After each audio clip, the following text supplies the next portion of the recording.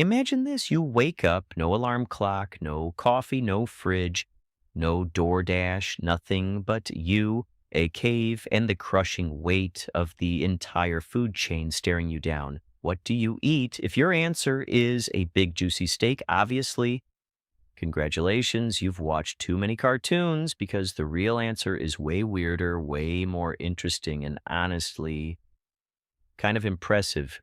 Today, we're going back, way back, to the Paleolithic era, roughly 3.3 million to 10,000 years ago, to find out what our ancestors were actually eating. And I promise you, by the end of this video, you're going to look at your lunch in a completely different way. Let's go. First, let's destroy the biggest myth in human history, the caveman diet. You've probably heard of it. High protein, lots of meat, no grains, no dairy, no processed foods. People pay real money to follow this diet today. Gym bros swear by it. Influencers make careers on it. There's just one problem. It's mostly fiction. The idea that our cave-dwelling ancestors were exclusively meat-obsessed, bone-crunching carnivores, that's not history. That's a cartoon. A really popular cartoon, but still a cartoon. Real archaeology, the kind where scientists dig through ancient dirt, analyze 40,000-year-old teeth, and study fossilized, let's just call it bathroom evidence, tells a very different story. Our ancestors weren't carnivores. They weren't vegans either. They were something much more interesting. They were opportunists. They ate whatever the earth offered them, wherever they were, whatever season it was, and what the earth offered them was a lot. Let's start with the part nobody talks about. Plants. Stable isotope analysis, basically a chemical readout of what someone ate, of human remains from ancient Morocco, shows that plant resources were the primary source of dietary protein for many Stone Age hunter-gatherers, not meat. Plants. Our ancestors were eating wild roots, tubers, nuts, seeds, and fruits. And not the sad, starchy grocery store versions either.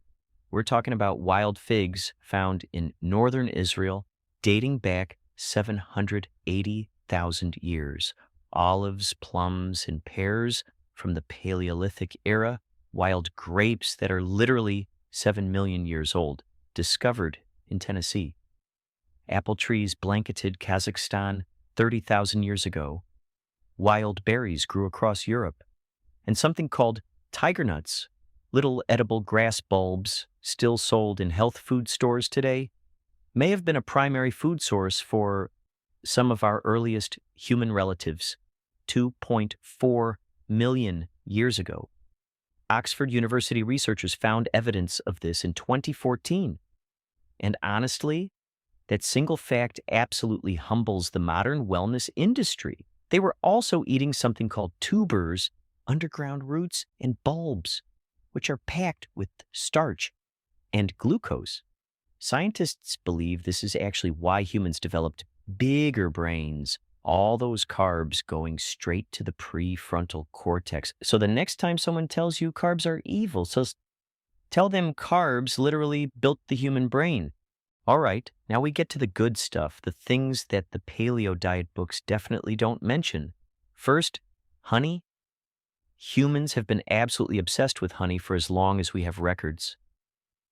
Cave paintings in Spain, India, Australia, and southern Africa, some dating back 40,000 years, show humans climbing hives and collecting honey. It was precious, it was sweet. In a world with zero-y sugar, finding a beehive was basically finding a vending machine filled with gold. Chemical analysis of ancient pottery from Nigeria, dating back 3,500 years, found beeswax residues in over a third of the pots tested. Some vessels were used exclusively for processing bee products. They weren't just eating honey. They may have been brewing honey-based drinks, prehistoric mead. Our ancestors were making cocktails. Respect. Second, insects. Look, this is where we separate the curious from the squeamish. But try to stay with me because this is genuinely fascinating. 6 million years ago, Our primate ancestors were already eating insects using sticks to fish termites out of mounds, exactly the way chimpanzees still do today. Fossilized human feces from ancient sites contain ants, beetle larvae, lice, and mites. A 1.2 million year old human tooth found in Spain showed insect fragments in the dental plaque. And Neanderthals? Recent research suggests they may have eaten fermented meat, meat that had been stored and had aged.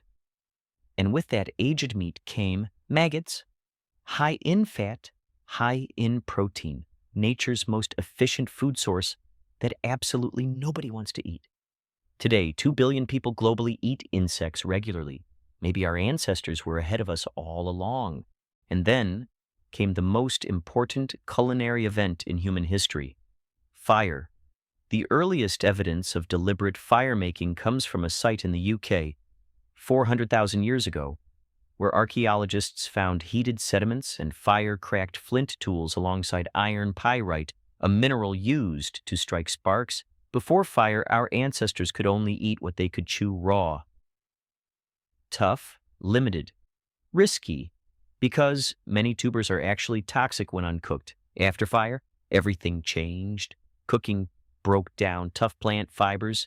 It unlocked nutrients. It made calories more accessible. It made proteins easier to digest. It literally freed up energy that the body had been wasting just on digestion.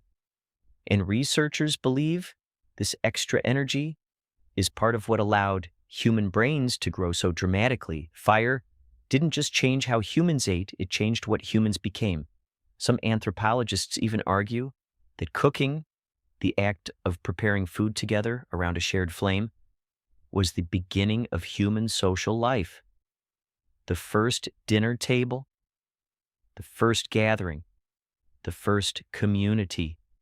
Every time you sit down to a meal with someone you love, you're carrying on a tradition that is 400,000 years old. So, what did cavemen actually eat? Everything. They ate everything. Woolly rhinos and wild berries, dates and bear meat, honey stolen from furious bees, tubers boiled over fire, insects, grains, nuts, fish, and on a bad day, whatever the winter left them with. They weren't following a diet plan. They were surviving. They were adapting. And their incredible flexibility, their willingness to eat almost anything the earth offered, is literally why we're here.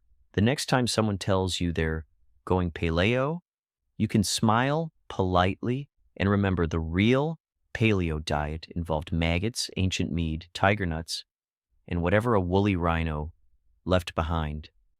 History is not always glamorous, but it is always honest. Thanks for watching. If you liked this, subscribe, because we're just getting started.